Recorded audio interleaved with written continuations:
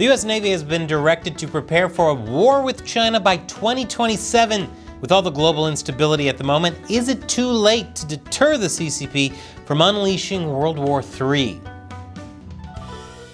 Welcome to China Uncensored, I'm Chris Chappell. And mark your calendars, my friends, on Saturday, October 5th at 8 p.m. U.S. Eastern Time, I will be hosting a special live stream celebrating you for helping us reach 2 million subscribers. And you'll want to be there. There will be some big announcements about the future of the show, and Matt Shelley and I will do something we've never done before. Again, that's Saturday, October 5th at 8 p.m. Eastern Time. See you there. And now, on with the show. It's official. The U.S. Navy has been directed to prepare for a war with the Chinese Communist Party by 2027. 2.5 more years until war? I can't tell if that's terrifying or an optimistically long prediction. On September 19th, the U.S. Navy released a new strategic document that details the CCP's preparations to possibly invade Taiwan 3 years from now, and hints at the importance of countering Beijing's aggressions in the Indo-Pacific. A big part of that is getting 80% of the U.S. naval force ready to fight a potential war by 2027. The year 2027 is important because that's the time Chinese leader Xi Jinping wants his military to be ready to take control of Taiwan. The new document is called the Chief of Naval Operations Navigation Plan for America's Warfighting Navy 2024, or CONOPFON for short, which still isn't that short. It's a super long name because it's a super detailed document for a very complex issue. It was authored by Chief of Naval Operations Admiral Lisa Franchetti. It builds off of a previous document from 2 years ago and is meant to detail areas that the U.S. must improve upon over the next 2.5 years if, it doesn't want to get its ass kicked by China. For example, according to the document, China currently has the world's largest shipbuilding capacity, even if its ships aren't as capable or as battle-tested as those of the U.S. It's like that age-old riddle. Would you rather fight a horse-sized duck or 100 duck-sized horses? China's Navy is like 100 duck-sized horses. Seems like the easier option, but the sheer quantity can mess you up. But in short, the CCP has engaged in a more than decade-long shipbuilding spree, massively expanding its fleet, drone capabilities, and nuclear arsenal. Mind you, they were way behind the US, so this is them playing catch-up. But with an enemy like the CCP, it's never a good idea to get complacent.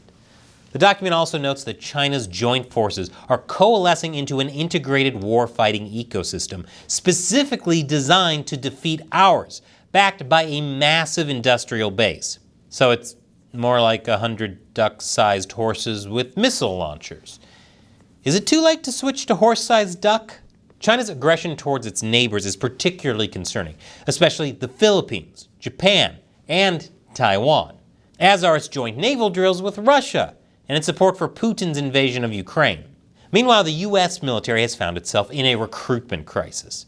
And as of now, maintenance for the surface naval force of cruisers, destroyers, amphibious warships, and littoral combat ships is 2,700 days behind. For context, 2,700 days ago, people were still hopeful that the new Star Wars trilogy was going to end on a positive note. That's how long it's been. Enter Project 33. According to the new navigation plan, Project 33 has 7 targets to quickly make strategically meaningful military gains. To get the U.S. Navy ready for a potential conflict, Franchetti listed 7 goals. They include speeding up ship maintenance, using autonomous weapons more often, and doubling down on recruitment efforts. She noted the U.S. needs to keep an eye on other adversaries like Russia and Iran, but emphasized the Navy should focus on Beijing. Other Project 33 goals include creating crucial fleet command centers, restoring piers, docks, and other relevant critical infrastructure, and improving the overall quality of service. Now, you might be wondering why all of this upheaval is needed for the world's strongest military power, especially since China is in a steep economic crisis and is already surrounded by enemies, including some pretty strong countries that are being provided with Western weapons and military training. And with the U.S. and its partners conducting regular joint military drills in the region, while restricting semiconductor exports to China, and possibly even preparing small-scale sanctions, shouldn't Beijing already be deterred? Well, theoretically, yes, but this is the CCP we're talking about. Because despite all of those domestic troubles and ongoing diplomatic efforts, Xi Jinping has nevertheless ordered the communist regime's military wing to prepare for war and develop the capabilities required to invade Taiwan. And crucially, when it comes to a possible invasion of Taiwan, the People's Liberation Army Navy, or PLAN, has launched its own advanced aircraft carriers and destroyers. Those are all either in Chinese waters or close by, which means supply lines would be easier to maintain, especially with all the aircraft the carriers can hold. Of course, Xi has denied that he plans to take Taiwan by even 2035. But he's not exactly the most reliable source of information. When it comes to poker faces, Xi is right up there with Putin on the world scale. Considering the wars raging in the Middle East and Europe, with little sign of ceasefires, the US military is spread far and wide, making it more difficult to react to an attack on Taiwan in a timely manner, let alone deter it. But fortunately, they have plenty of soldiers to go around. Oh, right. In fact, a congressional report back in July warned that the US military lacks the capabilities and capacity required to confidently win such a war or deter China. I'm not Sun Tzu, but maybe it isn't the best war strategy to publicly release a report stating you can't win a war. The same report suggested that the CCP will take advantage of this by pushing boundaries in the South China Sea and Taiwan Strait. Implementing all of Franchetti's goals and reforms would be a daunting task, but the US does have some unique advantages. That includes combat experience, something the CCP lacks. Since its inception, it's easier to find times the US wasn't at war. And like Xi Jinping, the US has been learning a lot from the war in Ukraine, as well as the ones in the Middle East. Franchetti said that studying Ukraine's combination of missiles, robotic surface vessels, and agile digital capabilities in the fight against Moscow's Black Sea Fleet has allowed Washington to learn a great deal about the future of war at sea, which is noteworthy considering that Ukraine has no navy, and until now has had very little battle experience. But it's still managing to keep Russia on the ropes in the Black Sea. This is not just going to help the US Navy plan on how to improve its own methods of warfare, but also how to counter an enemy that could use cheaper swarms of drones or other weapons to make up for its lack of resources or experience.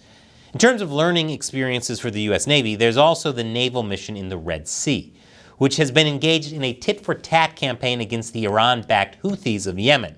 Regarding that, Franchetti told the Associated Press that she thinks probably no one is learning more than the Navy, because really, this is the first time we've been in a weapons engagement zone for this sustained period. Maybe that's why the Pentagon is even planning a hellscape scenario of drone swarms to help defend Taipei should the CCP attack. On top of the recent experience in waging these kinds of campaigns, Franchetti's plan calls on the Navy to work more closely with Congress to secure critical supply chains and lays out a vision in which all fleet headquarters in the service will field their own maritime operations centers. That would ensure that the Navy maintains superiority in command and control, military intelligence, and maneuvering, even with the PLAN being numerically superior and on home grounds, or, well, home waters. In other words, it doesn't matter how many duck-sized horses they have, even with missile launchers. So far, things are looking good in some ways. The Navy is meeting active duty recruitment goals for the first time in 2 straight years. They're running the most effective Navy recruitment campaign since that Village People song. And the US has friends who are more than willing to help out. China currently has more warships in the U.S. To counter that, Washington has reached out to a friend to boost its declining shipbuilding capacity, South Korea. One of the country's biggest builders offered a $100 million bid to buy Philly Shipyard in Philadelphia. This comes months after the U.S. Navy Secretary visited South Korea to court investment in U.S. shipbuilding. The deal is pending approval. And even in the U.S., Franchetti isn't alone in calling for preparations to face China. The U.S. Air Force is also planning its own reforms to disperse several bases in the Indo-Pacific into smaller centers further away from Chinese ballistic missiles. But that plan would also call for increased cyber capabilities, missile defense systems, and smaller teams of multi-capable airmen who can perform several roles in operations. There are still several questions as to what degree these suggestions or reforms can and will be implemented, and if it'll all be done in time to deter Xi from attacking Taiwan in 2035, wink wink, nudge nudge. The US Navy will have to work more with Congress to increase the budget for this kind of plan.